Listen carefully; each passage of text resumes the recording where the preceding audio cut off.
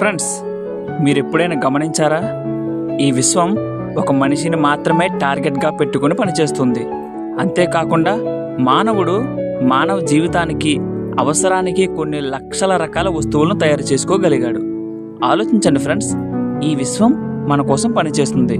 మనం వాడుకుంటున్న వస్తువులు కూడా మనకు మాత్రమే ఉపయోగకరంగా ఉన్నాయి.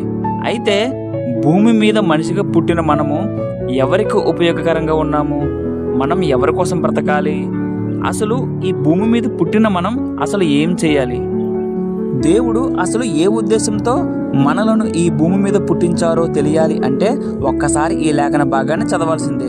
యెషయా గ్రంథము 43వ అధ్యాయము 7వ వచనం, నా మహిమ నిమిత్తము నేను సృజించిన వారిని, నా నామం పెట్టబడిన వారిని అందరినీ తెప్పించము, నేనే వారిని కలగజేసి తిని వారిని పుట్టించిన వాడు నేనే అని దేవుడు సెలవిస్తున్నారు.